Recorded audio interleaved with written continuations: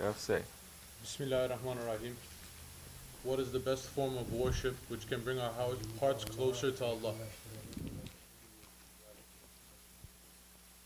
Mm. The best form of worship that can bring you closer, bring your hearts closer, or you closer?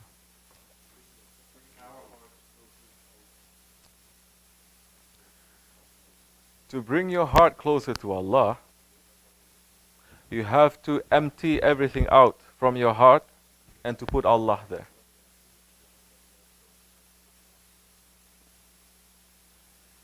In order for Allah to be in your heart, you have to follow His Prophet. You have to first put Prophet ﷺ in your heart.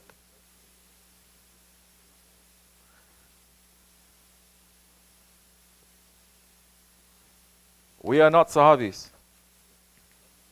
We are not witnessing Prophet directly. Prophet has left his inheritors to us. Those waris, those inheritors, what we call the awliya Allah and the sheikhs and the murshids, put them in your heart.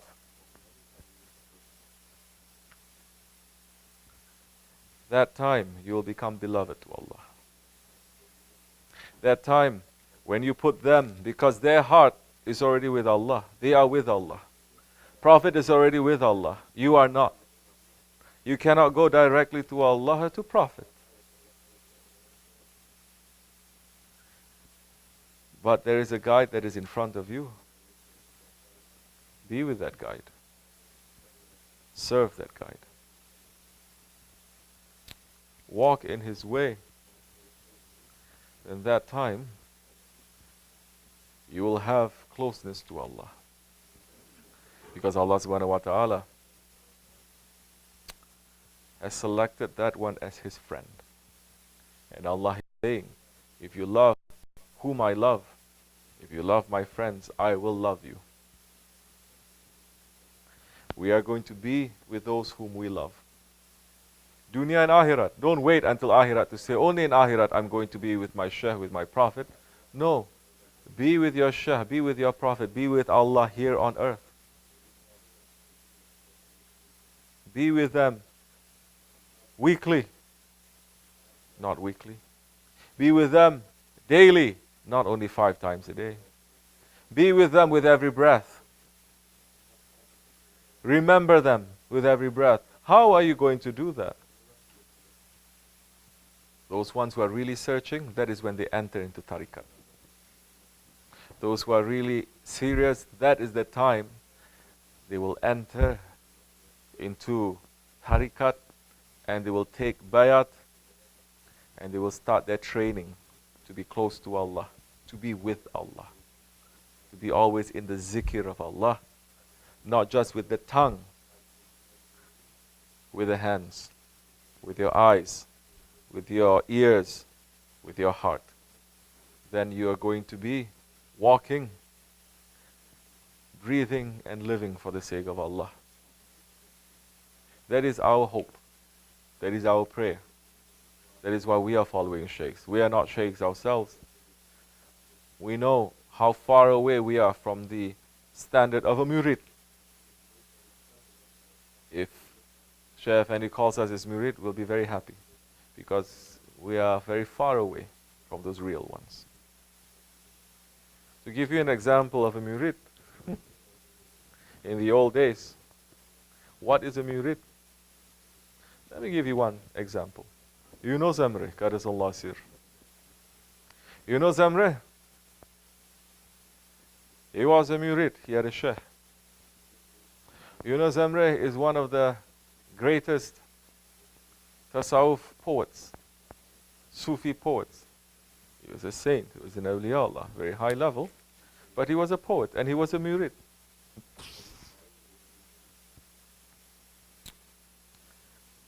Everyone knows Hazrat Rumi, the West especially. Everyone knows Rumi. So interested in Rumi. Love, love, love, love, love. But it's all fake also because they don't love what he loves. Whom does he love? Prophet ﷺ.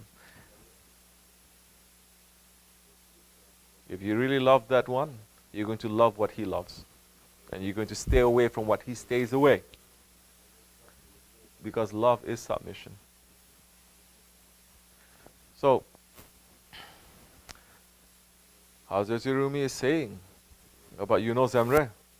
He says, at every station that I rise to, I see the footsteps of Yunus Emre there. Meaning, Hazrat Yunus Emre's station is much higher, although the whole world knows about Hazrat Maulana Rumi.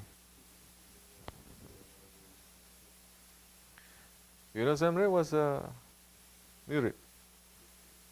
He wasn't a big sheikh. You know how long he was a murid for? More than 40 years. Not these new style murids that's only staying for 1 year, 4 years. Then after that they say, this is too much, I have enough, I need to take a break. What did he do when he was a murid for 40 years? Was he next to his sheikh? And the sheikh removed the veils of divine beauty? Was he next to his sheikh and his sheikh made him a khalifa, a wakil, and he's performing miracles for everyone to see? What was his job for 40 years? 40 years he did not even sit next to his sheikh to eat together with his sheikh. For 40 years he was only carrying wood.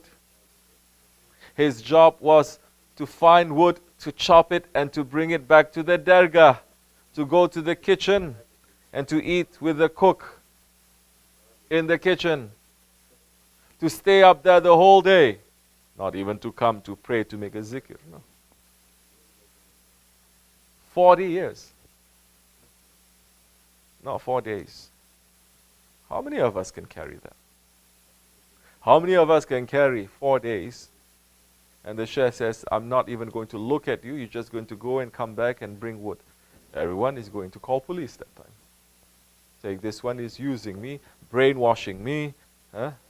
This one is playing games with me. This one is so many things. So, where are we now from the submission of Yunus Emre? The Yunus Emre, when he was up there for 40 years, and he was chopping wood, and he was singing songs about Allah, songs to the Holy Prophet. He was being so happy, singing songs about his sheikh. There was not a drop of anger or jealousy or doubt in his heart. That he was singing together with the birds and the animals up there. One day, his sheikh looked at the wood and he noticed that every single wood was straight, perfectly straight. And he looked for the first time at Hazrat Yunus Emre and he's saying that, you did this? Yunus Emre says, my sheikh, as you know, not even a crooked piece of wood can enter into your dergah. And that one, his sheikh then made him, gave his daughter to him. So many, this is a long story, which you should find out. Don't say, I don't know how to find out. Especially the women of these days. Where do I go? Where do I read? You know how to go when it comes to the dunya, everywhere.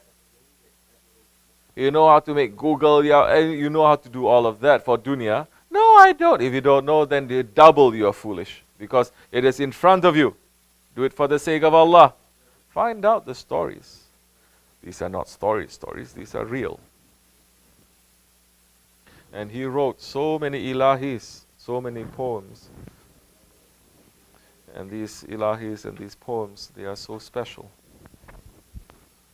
And some of them, they are written because he's such a high level that he's writing from a marifat level, station. And people who are not having firm belief, they will say that this is a shirk. And he wrote. They wrote down his poems. And that's exactly what happened. Sometime later, years later, after Yunus Emre passed, there was one scholar, Wahhabi type scholar. Don't think Wahhabism only began in the 1800s. No. The idea, the principle, the spirit of Wahhabism began 1400 years ago. It was only given a name that time, but the spirit still continued. Don't think it began with Ibn Taymiyyah, Ibn Saud, and the Wahhabis. No. It began before. The Harijis who first started, the Khawarij who first started, first group that says, I don't believe in Khilafat, only Allah. Did Hazrati Ali say, come brothers, let us talk and have a conference? Did he say, no, don't pronounce takfir on them, they're still praying 5 times a day? Did Hazrati Abu Bakr say that? Did any of the Sahabis say that? No, they did not. They destroyed them. And that's exactly what Hazrati Abu Bakr did in the war when he was fighting against those ones who are claiming that they are following Prophet, but they're not following his Sahabis. They're not following his companions. They say, we follow Prophet, we don't follow your companions. We follow only his sunnah, not your sunnah.